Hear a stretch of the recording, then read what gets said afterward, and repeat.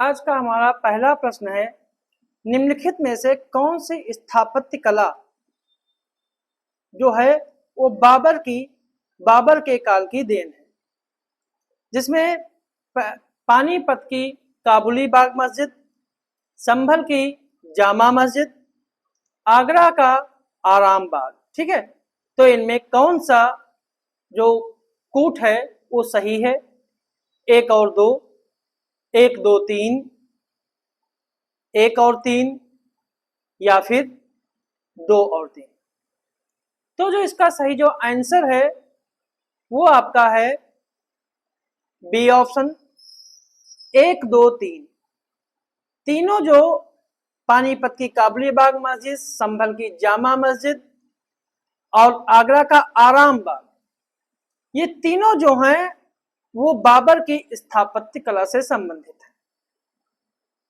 काबुली बाग मस्जिद जो है, ठीक है, वो पानीपत में है, जिसे 1527 में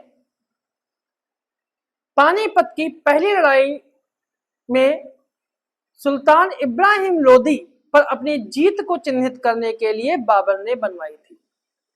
मस्जिद का नाम जो था वो बाबर की पत्नी काबुली बेगम की याद में बनवाई गई थी।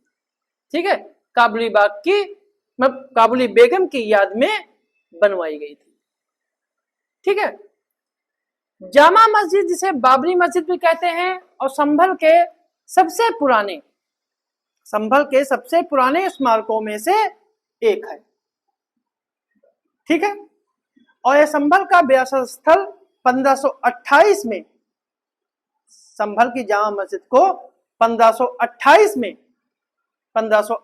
में सम्राट बाबर के आदेश पर मीर बकी बेग ने कराया था। ठीक है, और आराम बाग जो है आगरा का जो आराम बाग है, यह भारत का सबसे पुराना जो है वो मुगल गार्डन था,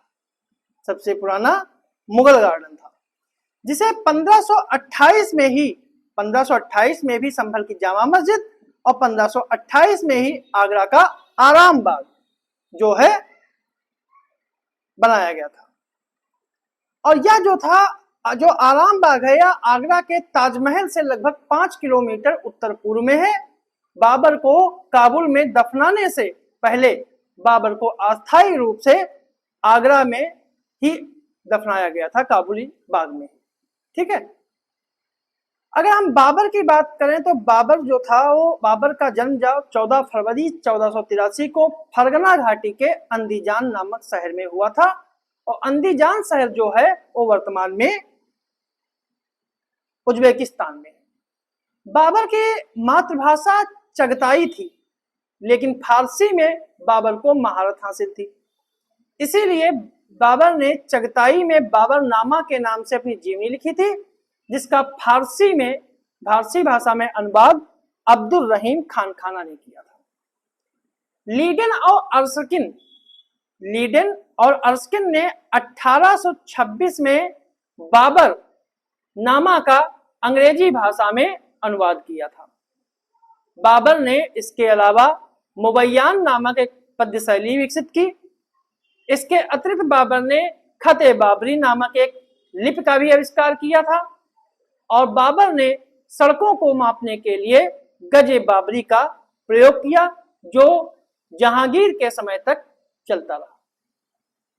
अगला प्रश्न है, मुगल शासक हुमायूं के संदर्भ में निम्नलिखित कथनों पर विचार करें। हुमायूं के संदर्भ में कि इसने जनता के शासन से जुड़ाव के लिए न्याय ढोल या फिर तबल-ए-अदल की स्थापना की। दूसरा है, ज्योतिष पर काफी विश्वास करता था तथा सप्ताह के 7 दिन अलग अलग रंग के कपड़े पहनता था। तीसरा है, हुमायूं को अबुल फजल ने इंसान एक कामिल कहकर संबोधित किया। तो इनमें कौन सा कथन जो है सही है? केवल 1, 2 और 3, 1, 2, 3 या फिर एक और दो। तो जो इसका सही जो आंसर है वो आपका है सी ऑप्शन। इसके तीनों कथन जो हैं वो सही हैं। ठीक है, इसके तीनों कथन जो हैं वो सही हैं, क्योंकि हुमायूं ने ही जनता की से जुड़ने के लिए न्याय ए ढोल या फिर सबल ए अदल की स्थापना की। हुमायूं ने ही 1553 में दिल्ली में यमुना तट के तट पर दीन ए पनाह नगर की स्थापना की। ठीक है, और इसे अपनी राजधानी बनाई। हुमायूं जो था ज्योतिष पर काफी विश्वास करता था। ठीक है, और सप्ताह के 7 दिन अलग अलग रंग के कपड़े पहनता था। ठीक है, 7 दिन अलग अलग रंग के कपड़े पहनता था। अबुल फजल को हुमायूं ने इंसान ए कामिल कहकर संबोधित किया और 1556 में दीनपना भवन में स्थित पुस्तकालय की सीढ़ियों से गिरकर ही हुमायूं की मृत्यु हुई। 26 जून 1539 को हुमायूं और शेर खां की सेनाओं के बीच गंगा के किनारे युद्ध हुआ चौसा नामक स्थान पर, जिसमें हुमायूं पराजित हुआ।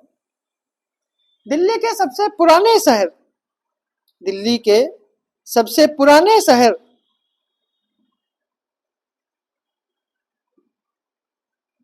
दीन नींव पर मुगल शासक हुमायूं ने दीनपना शहर बसाया था, जिसे अब पुराना किला कहते हैं। जब 1540 में शेरशाह सूरी ने हुमायूं को हराया, तब इसने पुराने किले का नाम बदलकर शेरगढ़ का किला कर दिया था। ठीक है, तो इसका सही जो आंसर है वो सी ऑप्शन। अगला प्रश्न है, निम्नलिखित कथनों पर विचार करें कि पहला कथन है कि यह इमारत हुमायूं की विधवा पत्नी हमीदा बानो ने की देन है और इसका डिजाइन फारसी शिल्पकार मलिक मिर्जा ग्यास ने तैयार किया था। तीसरा है, इसी इमारत की डिजाइन पर आगे चलकर ताजमहल का निर्माण किया गया। तो यह जो इमारत है यह किसकी मुगलकालीन इमारत का एक उदाहरण है। जामा मस्जिद जो दिल्ली में है, दीनपना भवन, बीबी का मकबरा या हुमायूं का मकबरा। तो इसका सही जो आंसर है वो आपका है डी ऑप्शन, हुमायूं का मकबरा। 1570 में हुमायूं की विधवा पत्नी हमीदा बानो बेगम ने हुमायूं के मकबरे का निर्माण कराया। इसका डिजाइन फारसी शिल्पकार मलिक मिर्जा ग्यास बेग ने तैयार किया और लाल बलुआ पत्थरों से निर्मित 4 बाग शैली पर आधारित इस इमारत के दोहरे गुंबद में संगमरमर का प्रयोग किया गया है और इसी इमारत की डिजाइन पर आगे चलकर ताजमहल का निर्माण हुआ है। अगर हुमायूं की बात करें तो हुमायूं के बारे में एक प्रसिद्ध इतिहासकार लेनपुल ने कहा है, हुमायूं गिरते पड़ते इस जीवन से मुक्त हो गया, ठीक उसी तरह जिस तरह वह तमाम जिंदगी वह गिरते पड़ते चलता रहा था। मतलब कि वह जीवन भर ठोकरे खाता रहा और उसके अंतिम क्षणों में भी वह ठोकर खाकर ही अपनी पुस्तकालय की सीढ़ियों से नीचे गिरकर उसकी मृत्यु हो। तो सही आंसर जो है वो डी ऑप्शन। अगला प्रश्न है, निम्नलिखित कथनों पर विचार करें। मात्र 9 वर्ष की अवस्था में अकबर को गजनी की सूबेदारी दी गई। हुमायूं ने हिंदुस्तान की पुनर्विजय के समय बैरम खां को अकबर का संरक्षक नियुक्त किया था। तीसरा है, दिल्ली पर अधिकार कर लेने के बाद हुमायूं ने अकबर को लाहौर का गवर्नर नियुक्त किया था। ठीक है, लाहौर का गवर्नर नियुक्त किया था। तो इसमें कौन सा कथन, कितने कथन जो हैं वो सत्य हैं। 3, 1, 2 या फिर उपयुक्त में से कोई नहीं। तो जो इसका सही जो आंसर है वो आपका है सी ऑप्शन, कि इसके दो कथन जो हैं सही है, सी ऑप्शन। क्योंकि 1551 में मात्र 9 वर्ष की अवस्था में अकबर को पहली बार गजनी की सूबेदारी दी गई थी, तो पहला कथन जो है वो सही है।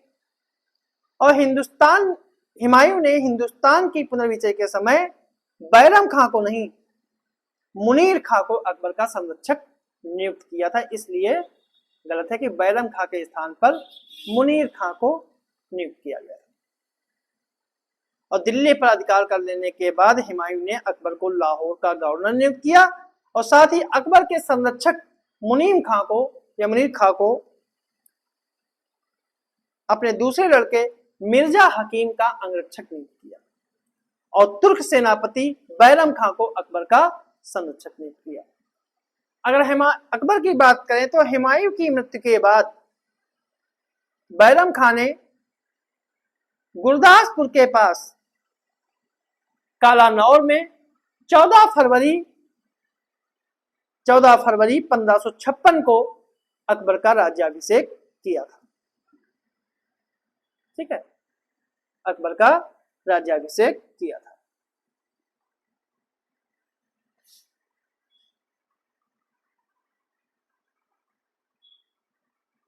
ठीक है, तो अगला प्रश्न है,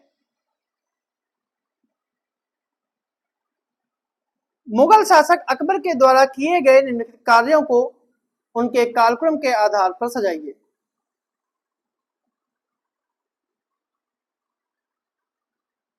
कि तीर्थ यात्रा कर की समाप्ति, दास प्रथा का अंत, फतेहपुर सीकरी की स्थापना और जजिया कर की समाप्ति।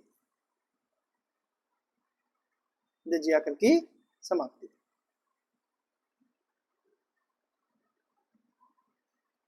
तो इसका कूट के आधार पर चयनित करना है, 2 1 4 3, 3 1 4 2, 2 4 1 3 या 3 4 1 2।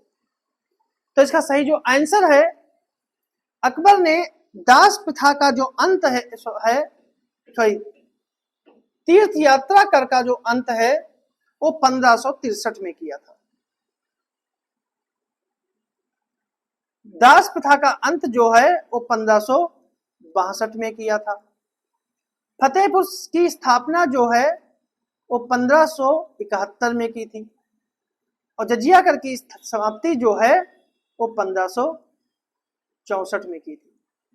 तो इसका सही जो आंसर है वो ए ऑप्शन। अगर इसके अतिरिक्त हम अकबर के कार्यों की बात करें तो अकबर को हरम दल से मुक्ति जो है वो 1562 में मिली। अकबर ने धर्म परिवर्तन पर पाबंदी जो है 1565 में लगाई। राजधानी आगरा से फतेहपुर सीकरी 1571 में की और इबादत खाने की स्थापना जो है वो 1575 में की। तो इसका सही जो आंसर है वो आपका है ए ऑप्शन। ए ऑप्शन जो है वो इसका सही आंसर। अगला प्रश्न है,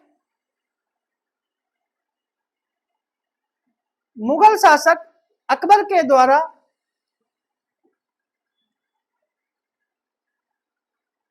किए गए कार्यों को कालक्रम के अनुसार सजाइए। कालक्रम के अनुसार सजाइए कि इनका कालक्रम क्या रहा है। कूट में अनुसार इबादत खाने में सभी धर्मों का प्रवेश,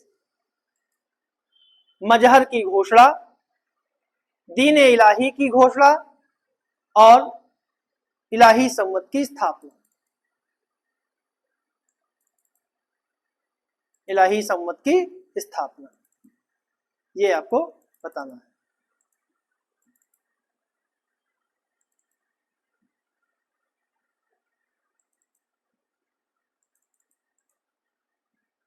ठीक है, इलाही संवत की स्थापना। तो इसमें कौन सा जो है वो सही सुमेलित है?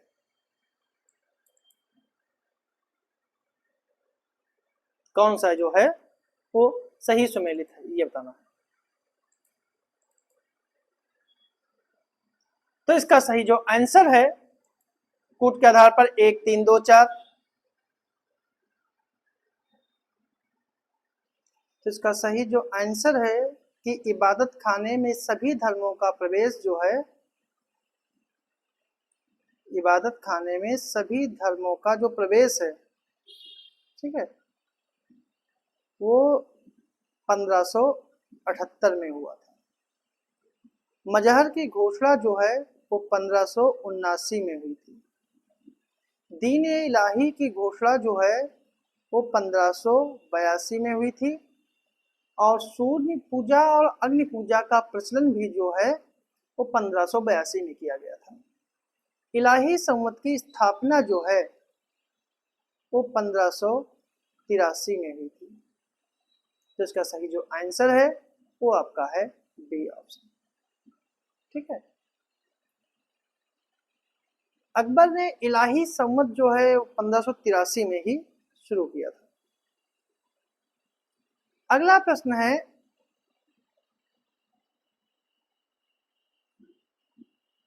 निम्नलिखित में से किस महिला ने मुगल शासक में 1560 से लेकर 62 तक पर्दा शासन या पेटीकोट सरकार का प्रतिनिधित्व किया? महामंगा, नूरजहां, जहां आरा या फिर जयबुन्निसा? तो इसका सही जो आंसर है वो आपका है ए ऑप्शन, महामंगा। महामंगा अकबर की धायमा थी। 1560 से 62 तक उन्होंने पर्दा शासन या पेटीकोट सरकार को चलाया। इन्होंने हुमायूं के साथ मिलकर दिल्ली में मदरसा बेगम की स्थापना की। नूरजहां की बात करें, नूरजहां जहांगीर की पत्नी थी। इन्हें जुनता गुट का नेतृत्व किया और इनकी मां अस्मत बेगम ने इत्र का आविष्कार किया था। जहां आरा शाहजहां की सबसे बड़ी पुत्री थी। वो धार्मिक और सात्विक विचारधारा की महिला थी। दारा के पक्ष में उत्तराधिकार के में भाग लिया और सूफी मत के कादरी सिलसिले से संबंधित थी। और शाहजहां के बंदी, जब शाहजहां बंदी था तो उसके समय में शाहजहां के साथ। जैबुन्निसा जो थी वो अकबर की पुत्री थी, सॉरी जैबुन्निसा औरंगजेब की पुत्री थी।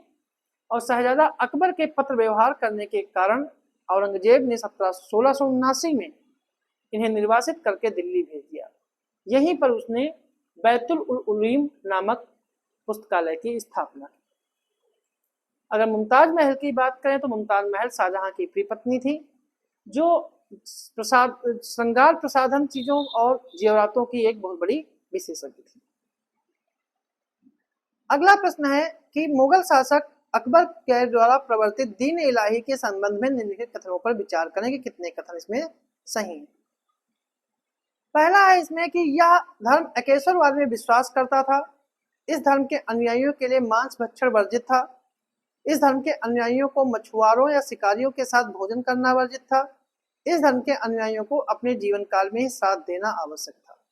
तो इसमें कितने कथन जो हैं सही हैं? 3, 1, 4, ठीक है। तो इसका सही जो आंसर है वो आपका है सी ऑप्शन, कि इसके चारों कथन जो हैं सही। दीन इलाही जो धर्म था वो 1582 में सभी धर्मों का तुलनात्मक अध्ययन करने के बाद दीन इलाही या तौहीद इलाही या फिर देवी अकेश्वरवाद नामक धर्म की स्थापना की गई थी। इस धर्म के कई सिद्धांत है कि एकेश्वरवाद में विश्वास था। एक दूसरे का अभिवादन करते समय इस धर्म के सदस्य अल्लाहु अकबर या जलालुह शब्द का प्रयोग करते थे। मांस भक्षण वर्जित था। इस धर्म के अनुयायियों को अपने जन्म दिवस पर एक दावत देना आवश्यक था। मछुआरों और शिकारियों के साथ भोजन करना वर्जित था। जीवन काल में ही श्राद्ध देना आवश्यक था। इज्जत, समान धर्म, संपत्ति और सम्राट के प्रति स्वामिभक्ति इस धर्म के 4 आदर्श थे। और सूर्य के लिए सम्मान, अग्नि पूजा इस धर्म में मांग थे। तो ये थे हमारे आज के कुछ प्रश्न।